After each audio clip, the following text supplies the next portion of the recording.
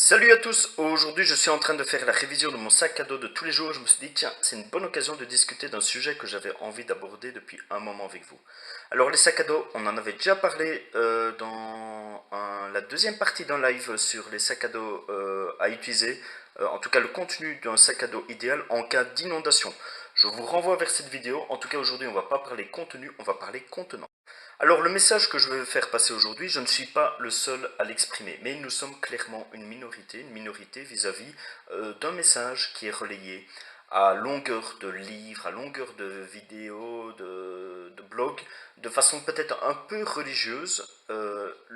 Ici, l'essence même de cette vidéo ne sera pas de dénigrer ou de renier ce constat qui est majoritaire, mais en tout cas d'y apporter une réflexion et une nuance qui manquent bien trop souvent. Alors le message majoritaire qu'on retrouve, c'est que ce type de sac à dos, vous voyez, genre un peu tactique, avec des môles, etc., en cas d'effondrement, de crise, de rupture de la normalité, c'est pas une bonne chose, ce n'est pas une bonne chose de l'utiliser parce que ça va faire de vous une cible vis-à-vis de personnes mal intentionnées. Ok, ça, je veux bien comprendre ce message, et l'idée qu'il y a derrière, c'est que simplement, là-dedans, on risquerait d'avoir plus facilement du contenu intéressant que dans d'autres sacs à dos. Partons maintenant sur une réflexion. Pensez-vous vraiment, dans une période où tout le monde manque de tout, le fait de se promener avec ce type de sac à dos en particulier va vous mettre plus en difficulté que n'importe quel autre sac à dos? Je suis une personne qui est prête à faire des actes mal intentionnés parce que je suis en manque de beaucoup de choses. Je vois dans la rue quelqu'un qui se promène avec un sac à dos. Je m'en fiche, en quelque sorte, du type de sac à dos que cette personne a. C'est quelqu'un qui, devant moi, est en train de transporter des objets indéterminés pour le moment, dans une période où tout le monde manque de tout. Là où je veux en venir, c'est que si vous avez décidé de ne pas porter de sac tactique parce que, voilà, vous risquez d'être une cible, mais vous risquez très probablement d'être une cible aussi si vous transportez tout ça dans un sac de randonnée, dans un sac du Lidl, dans un vieux cartable d'écolier en cuir ou dans un sac de sport. Vous ne serez pas moins à l'abri de soucis dans une période où justement tout le monde va manquer de tout. Alors quand on pousse un tout petit peu plus loin le raisonnement je veux dire, du message principal, celui qu'on retrouve un peu partout, c'est oui mais il y a aussi des gens qui connaissent bien le domaine de la préparation et qui savent que dans ce sac, on retrouvera, dans ce type de sac, on retrouvera plus facilement des réchauds à gaz, des lampes frontales ou des couteaux ou des choses qui sont peut-être plus utiles que dans un sac à dos de monsieur et madame tout le monde. Ok, ça, comme je vous ai dit, je peux entendre ce message. Mais pourquoi nous n'avons pas la même réflexion sur un sac de randonnée? Parce que finalement, un sac de trek, un sac de randonnée, vous allez prendre n'importe quel sac, il va ressembler à un sac d'évacuation. Hein. Vous allez avoir des réchauds à gaz, vous allez avoir des couteaux, vous allez avoir des lampes frontales aussi. Alors pourquoi donc on s'acharne sur ces pauvres sacs tactiques, alors que finalement, dans notre réflexion, on devrait aussi incorporer par exemple les sacs de randonnée?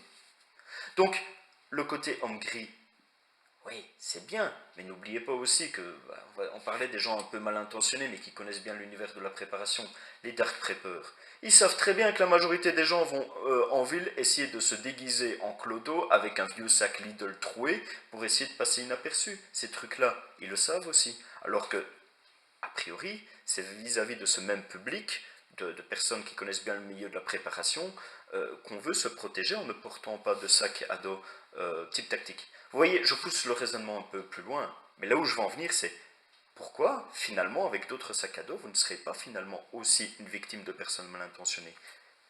Ce sac à dos, je le promène depuis 15 ans. Je peux vous assurer qu'il en a déjà vu des pays, il a déjà vu, vous voyez, il y a même la gueule qu'il a. C'est un sac de très bonne facture, mais les tirettes ont dû être remplacées et autres. Il a déjà pris plein sa gueule.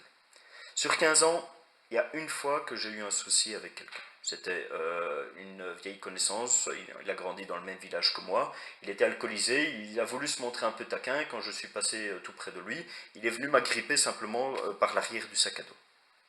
Est-ce que c'était parce que c'était un sac à dos tactique? Non. C'était juste parce que j'avais un sac et que c'était facile de me prendre par ce sac. Bon, je me suis retourné, je lui ai fait comprendre que ce genre de taquinerie, ce n'était pas la bonne chose à faire avec moi. Mais encore une fois, c'était pas spécifiquement parce que j'avais un sac tactique. C'était tout simplement parce que j'avais un sac à dos, c'était facile de me prendre en arrière avec ce sac à dos. Tout simplement. Et je pense que dans la très grande majorité des cas que vous allez rencontrer en étant dans une rupture de la normalité, ce sera la même chose. Ce ne sera pas spécifiquement parce que vous avez un sac à dos que vous serez visé, un sac à dos tactique que vous serez visé, mais simplement parce que c'est un sac à dos, tout simplement. Et n'oubliez pas non plus, toute situation est différente. Une situation sécuritaire dégradée ne sera pas la même chose en ville qu'en campagne. Là où je veux en venir, c'est que ne vous privez pas forcément de ce type d'outils, simplement parce que dans de nombreux livres, dans de nombreuses vidéos, on vous dit que non, avoir ce type de sac à dos, c'est mal, vous allez être mis en danger. Non, globalement, vous allez être mis en danger dans des situations avec la sécurité qui est défaillante, à partir du moment que vous n'avez n'importe quel sac. J'espère que cette petite vidéo vous aura poussé à réflexion. N'hésitez pas à vous abonner à la chaîne. Vous voyez, j'aime bien de temps en temps dire des choses un peu différentes que tout le monde raconte, même si je ne suis pas le seul. Et surtout, préparez-vous.